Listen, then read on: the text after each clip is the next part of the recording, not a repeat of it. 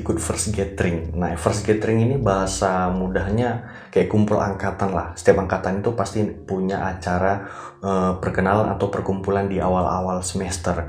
Kalau offline dulu biasanya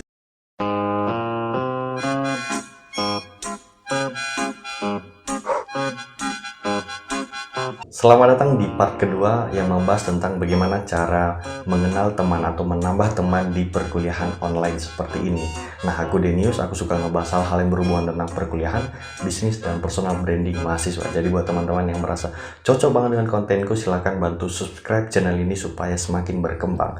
Oke, tips ini aku akan berikan untuk teman-teman terutama mahasiswa baru yang mungkin bingung gimana cara mendapatkan teman di masa perkuliahan online kayak gini, karena tentu beda banget ya. Mungkin di SMA udah biasa kenal teman secara offline karena ya bisa bersosialisasi atau berinteraksi secara langsung. Lalu bagaimana dengan online seperti ini? Caranya seperti apa? Oke, ini beberapa tips yang ampuh dan harus kamu tiru supaya kamu jangan jadi individualis lah di kampus ya. Minimal kau punya teman lah, malu lah gitu ya. Nanti bakalan susah sendiri kau kalau misalnya kau nggak punya teman. Oke, tips yang pertama adalah coba aktif di grup. Pasti setiap maba itu punya namanya grup angkatan, mau itu grup jurusan angkatan ataupun fakultas angkatan ataupun universitas angkatan, biasanya pasti ada itu. Nah, manfaatin itu sebagai tempat kamu untuk mengenal orang lebih banyak lagi.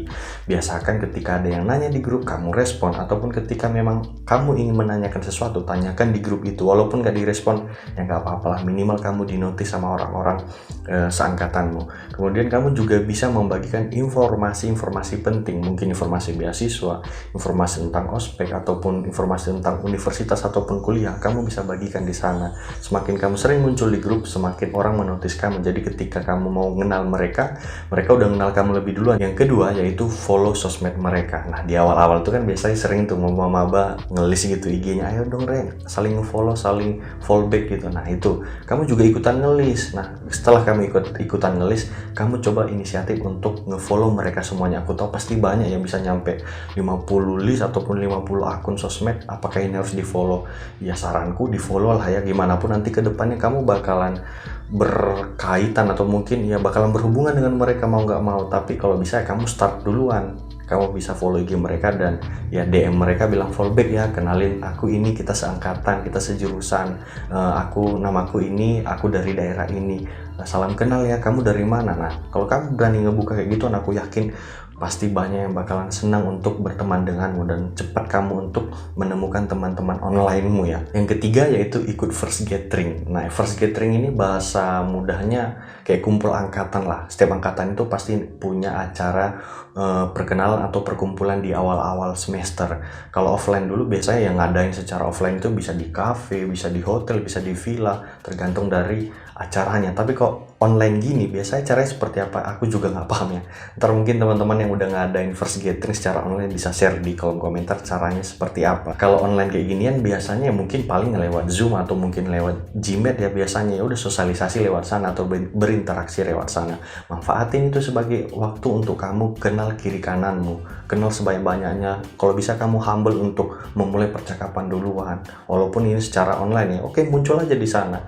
Ya, ketika memang ada hal-hal yang pengen ada yang mau bicara, manfaatkan waktu itu untuk memperkenalkan dirimu kepada teman-teman supaya semakin kenal. Karena semakin banyak temanmu itu akan mempermudah kamu untuk meminta tolong ataupun ya pengen kenal lebih dalam lagi, bakalan lebih mudah gitu. Yang keempat yaitu buat circle atau buat gengmu. Ya paham lah ya, walaupun ini sebenarnya agak pro kontra ya.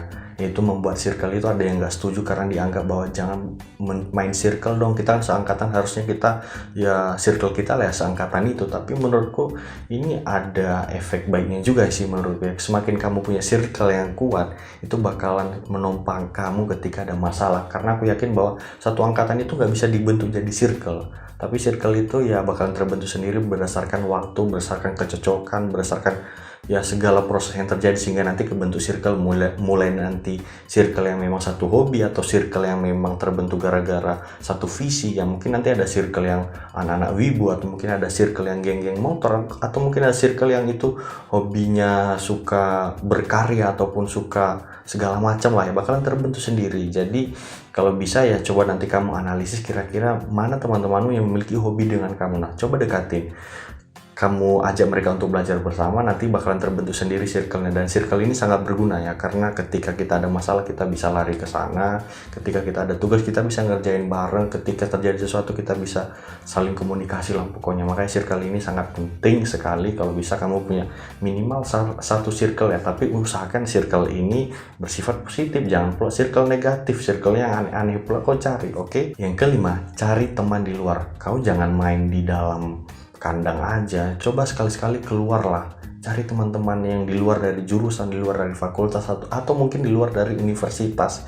Karena ya kalau temanmu hanya sebatas dalam jurusan, ya relasimu bakalan di dalam jurusan aja. Semakin kamu memperluas jaringanmu ke teman-teman di luar dari jurusan, fakultas ataupun univ, ya peluangmu makin banyak, mulai dari ya peluang untuk ya buat project ataupun mendapat pekerjaan ataupun dapat segala macam yang itu bisa menopang ya pengembangan dirimu ataupun ya secara finansial mungkin bisa. Jadi semakin banyak pertemananmu ya semakin banyak peluangmu untuk mendapatkan mimpimu gitu. Jadi ya kalau bisa membuka diri nggak hanya di dalam internal angkatan aja, tapi di luar dari eksternal angkatan juga. Caranya ini gampang banget ya, kamu tinggal ikut acara, ikut volunteer atau mungkin ikut kepanitiaan. Ya udah, situ nanti kamu bakalan mengenalkan diri, bakalan kenal orang lain, manfaatkan waktu itu untuk berkenalan. Yang keenam, jangan menutup diri, jangan malu untuk memulai duluan, jangan berharap bahwa oke, aku orangnya agak high class gitu jadi temannya milih-milih, jangan. Kalau bisa kamu yang inisiatif, kamu sehumble mungkin untuk mendekatkan orang. Ketika memang kamu humble kepada orang-orang bakalan senang kok untuk ngobrol samamu, untuk berteman samamu. Jadi ya jangan biarkan waktu 4 tahun itu kamu pakai untuk berdiam diri aja, bertapa di jurusan. Jadi cobalah cari teman-teman seluas-luasnya, cari relasi sebanyak-banyaknya. Usahain ya ketika memang nanti kamu lulus, kamu masih memiliki hubungan ataupun relasi kepada teman-temanmu kemarin, mantan-mantan teman-temanmu kemarin, bukan mantan temannya. Ya alumni-alumnimu lah. Jadi ketika kamu kerja ya itu bisa jadi peluang loh. Siapa tahu pas nyari perusahaan, oh ternyata ini temanku yang di luar dari jurusanku kemarin diterima gara-gara memiliki relasi, udah pernah kenal sebelumnya. Itu bisa jadi poin keberuntungan. Jadi bisa disimpulkan bahwa semakin banyak pertemananmu bakalan semakin banyak juga keberuntungan yang kamu dapatkan. Jadi mungkin itulah tips yang aku berikan untuk teman-teman. Ya silahkan berkembang sebaik mungkin, jangan sampai menutup diri. Teman itu bisa kamu dapatin dari mana aja, tergantung darimu, kamu mau nyari atau hanya diam gitu. Dan aku harapkan ke teman-teman di masa online kayak gini adalah waktu yang paling pas untuk mencari relasi, karena nggak harus bertemu, bisa melalui online. Jadi manfaatin waktu ini sebagai tempat untuk memperbanyak teman, memperbanyak circle, memperbanyak relasi teman-teman. Oke, buat teman-teman yang mungkin merasa kesusahan dalam mencari pertemanan, mungkin ya gimana cara interaksi yang baik, gimana cara memulai teks yang baik, ataupun gimana sikap yang baik untuk orang-orang baru, silahkan balas di komentar supaya kita diskusikan bareng-bareng. Oke, aku tunggu. Oke, dari aku sekian, aku Bang Denius and see you.